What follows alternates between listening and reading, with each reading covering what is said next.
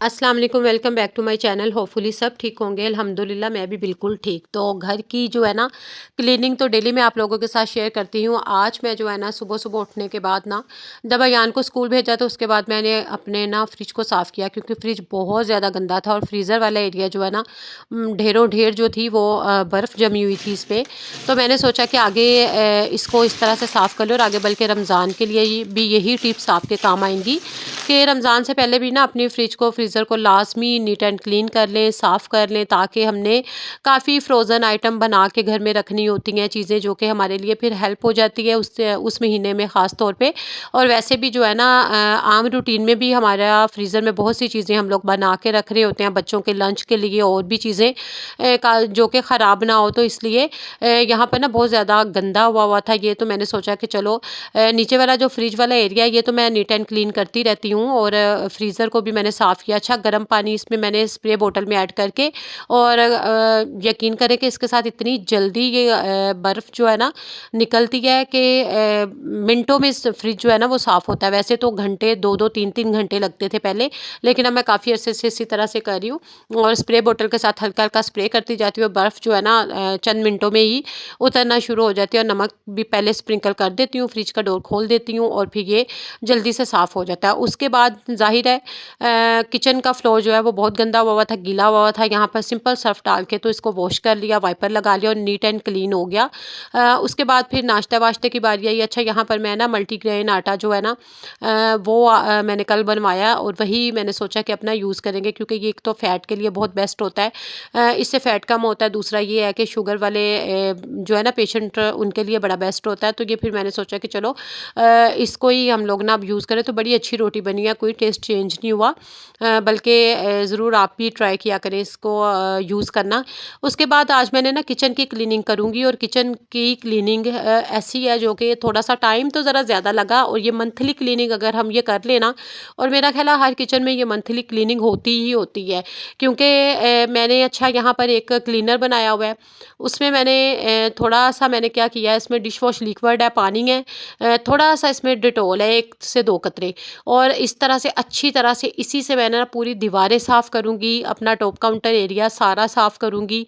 और यहाँ पर जो है ना जो स्पाइस जार कुछ ऐसे हैं जो कि बिल्कुल ज़रा थोड़े दिन पहले मैंने साफ़ किए हुए थे, ये वाइट वाले, तो इनको इतना ज़रूरत नहीं है वॉश वगैरह करने की।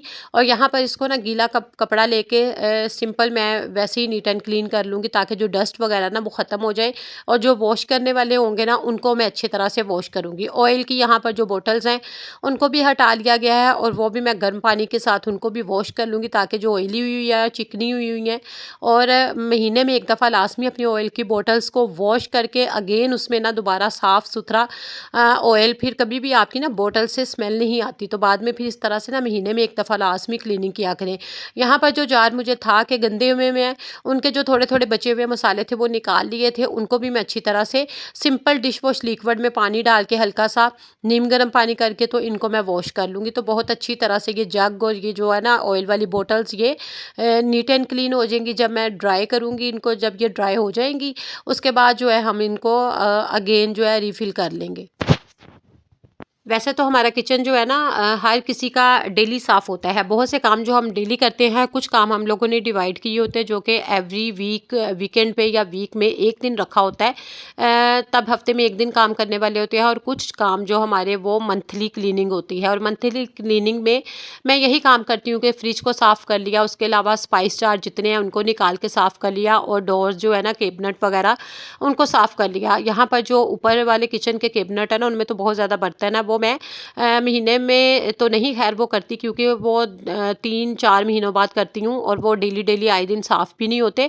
और ये है कि नीचे वाले जितने हमने आम तौर पर इस्तेमाल होते हैं ना बर्तन, एज़ यूजुअल जैसा खाना बनाने वाले चम्मच वगैरह ये वो तो फिर ये है कि महीने में एक दफ़ा लाज़मी, अगर कोई कंटेनर्स जल्दी जल्दी में रखे हुए हैं उनकी सेटिंग कर लेती हूँ, और इस तरह से वो साफ़ हो जाते हैं, और उनको साफ़ करना इतना मुश्किल भी नहीं होता।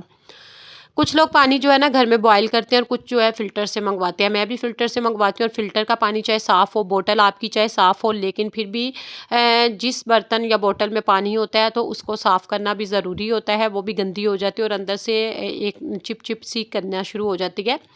तो ख़ैर यहाँ पर सिंपल मैंने सर्फ़ जो है वो ऐड करके और जो है ना स्पंज की मदद से इसको बोतल को और ब्रश की मदद से साफ़ कर लिया, नीट एंड क्लीन हो गई। उसके बाद यहाँ पर पानी में थोड़ा-सा गर्म करके ना वो रख लूँगी, ताकि यूज़ करना है तो सारा दिन यही यूज़ होगा।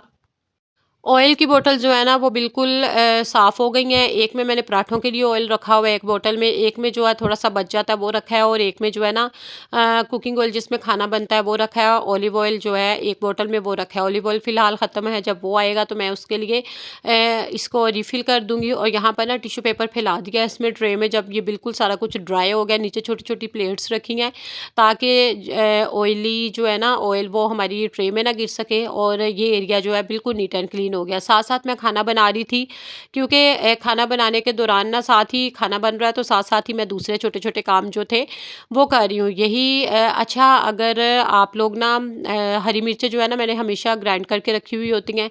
उसके अलावा जो लहसुन और अदरक का पेस्ट है वो भी बना के रखा हुआ होता है। आप लोग बना के रख लेते हैं ना तो ईज़ी होता है। बहुत से लोग कहते हैं जी ये साइड इफ़ेक्ट करता है, ये करता है, वो करता है, लेकिन ये जो बल्कि जॉब करते हैं लोग उनके लिए भी बहुत बेस्ट ये चीज़ है। और सारी चीज़ों को ना आप यानी कि जैसे कि कुछ लोग तो टोमेटो प्यूरी वगैरह बना के रखते हैं, उसकी तो खैर ज़रूरत नहीं, लेकिन मैं अदरक लहसुन जैसा कि छीलते और बनाते ज़्यादा टाइम लगता है। सम टाइम हमारे पास टाइम नहीं होता, और ये है कि जल्दी भी अगर आपको कुकिंग करनी पड़े ना तो आप इजीली पेस्ट बना हुआ होगा तो वो निकाल के तो आप यूज़ कर सकते हैं। हरी मिर्ची अगर ग्राइंड की हुई होंगी वो आप उसका पेस्ट बना के रख लें, वो आपके लिए ईज़ी हो जाता है। तो उसके अलावा जी रमज़ान में भी आप बल्कि इसी तरह से सब्जियों की कटिंग करके जो कि आपको चाहिए होंगी, और उसके अलावा छोटी-छोटी चीज़ें जो और भी आगे चल के मैं आप लोगों से शेयर करूँगी कि तब आपने क्या करना है। तो अदरक लहसुन का पेस्ट भी बना के रखेंगे फ्रेश वाला, और ये सारी जो है ना क्लीनिंग और टिप्स ये हमारी तब भी काम आएगी। यहाँ पर ये एरिया सारा साफ़ हो गया है, जहाँ पर मसाले मैंने रीफ़िल करने थे वो कर लिए हैं। और अच्छा जी यहाँ पर जो है ना मैं सारे ये नीचे वाले कैबिनेट साफ़ करूँगी। अंदर से इनकी बर्तन हल्के-फुल्के से सेटिंग करने वाली थी वो मैंने कर ली, और यहाँ पर मैं कैबिनेट जो है वो सारे साफ़ करूँगी। सिंपल मैंने डिश वॉश लिक्विड थोड़ा-सा लगाया, थोड़ा-सा नीम गर्म पानी के साथ इसको कपड़े को गीला किया और अच्छी तरह से निचोड़ के, तो यहाँ पर ये तमाम कैबिनेट इसी से साफ़ हो जाएँगे। ऊपर वाले कैबिनेट की ज़रूरत नहीं है, वो मैंने थोड़े दिन पहले साफ़ किए थे। ओके जी, होपफुली आज की जो है ना आपको टिप्स अच्छी लगी होंगी। दुआ में याद रखिएगा। Take care. अल्लाह हाफ़िज़। Bye bye.